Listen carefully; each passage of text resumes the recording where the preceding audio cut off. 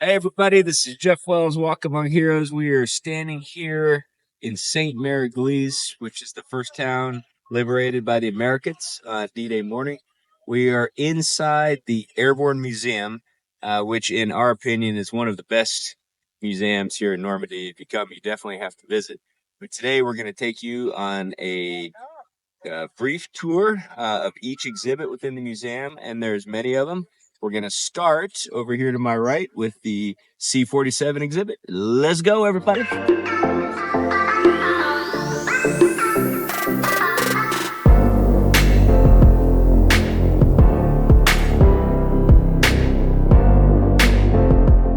So here we are inside the C-47 exhibit. You can see behind me, you have examples of paratroopers, parachutes, the types of weapons they carry.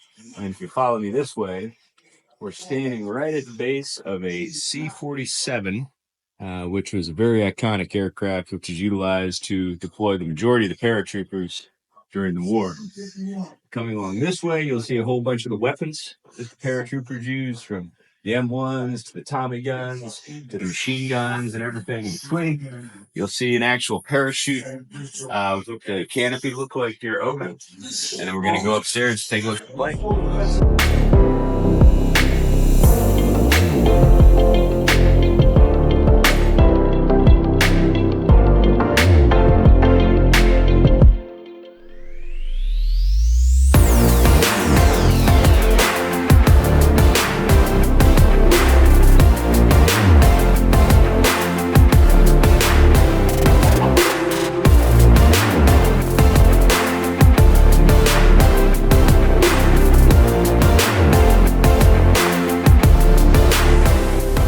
So here we are looking down upon the C-47 aircraft, which was used to drop the paratroopers here in Normandy. A lot of people don't understand. They hear Operation Overlord.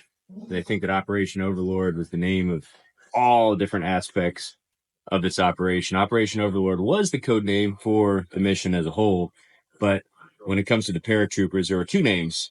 There's Operation Albany and Operation Boston. Operation Albany was the 101st Airborne part of the Airborne operation, and then Operation Boston was 82nd Airborne's portion. Operation Albany was set to kick off at 0020, so just shortly after midnight on D-Day, June 6th.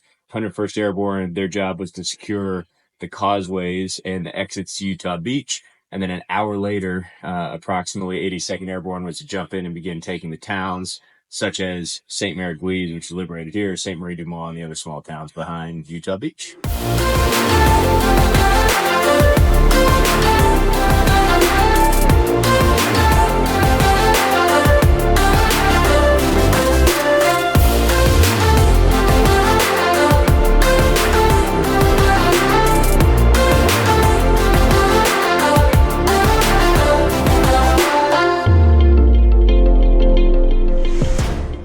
Just learned about the airborne part of the operation at the C-47 exhibit. We learned about Operation Albany, Operation Boston, and all the things the paratroopers did.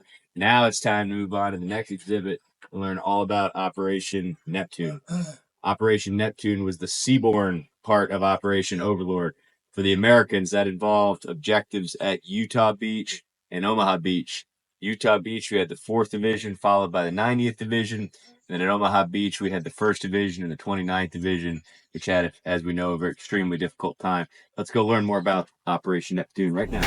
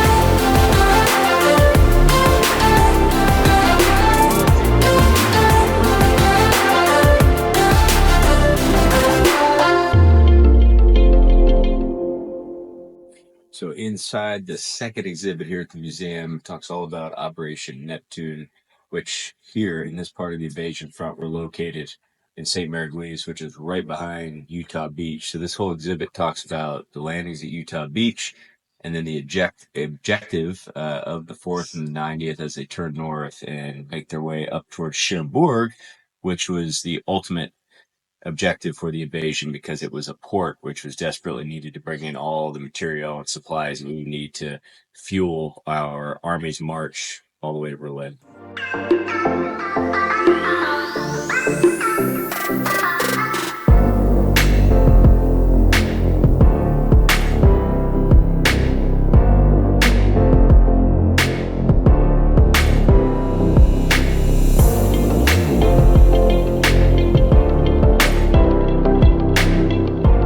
So here we are inside the newest exhibit at the Airborne Museum that features an authentic original glider that actually landed right here in Sainte-Mère-Église during the war. This glider has been repainted to reflect the exact markings that the gliders had back during World War II.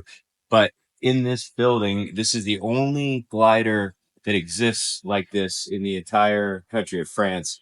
And then around the glider, they've done an amazing job of demonstrating the different types of payload and equipment that the glider would carry. But this particular glider, when it landed, it had 2 soldiers, a jeep, and then the crew.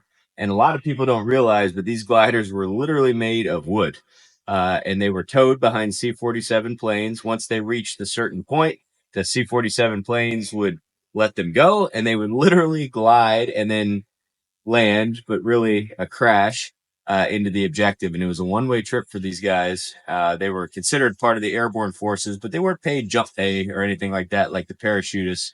But these gliders, very legendary part of what happened here and also on the Commonwealth, the British side during World War II.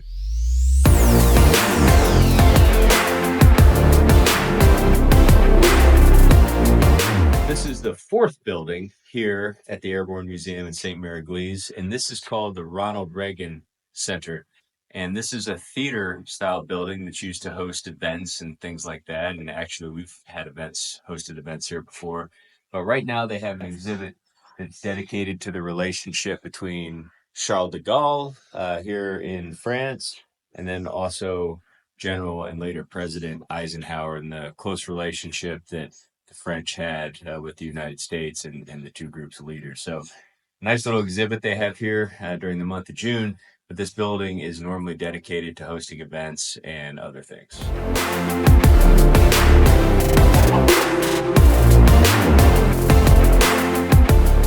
So here we are at Building 5 here at the Airborne Museum in Sainte-Mère-Église.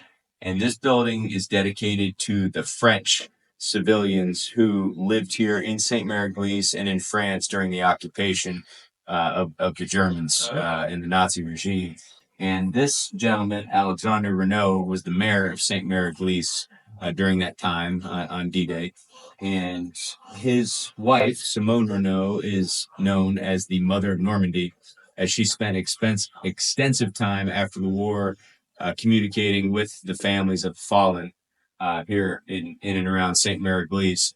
And their 2 sons, Maurice Renault and Henri-Jean Renault, are still very active today in honoring the relationship between the American veterans and the French citizens here of Sainte-Mère-Église.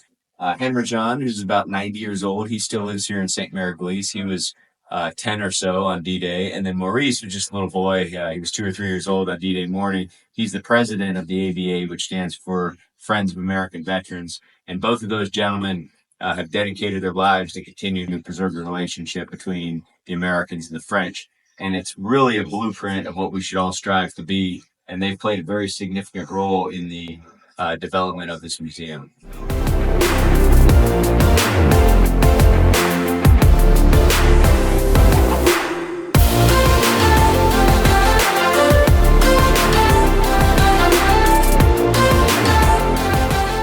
So last stop here at the Airborne Museum at Sainte-Mère-Église. Just wanted to show a picture of this Sherman tank behind me here.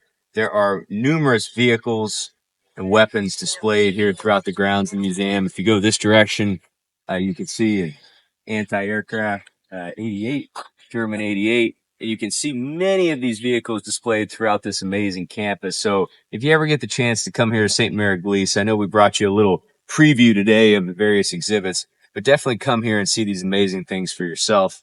As this small town of about 1,000 people continues to honor American veterans, continues to tell the story of the liberation, what happened here 80 years ago.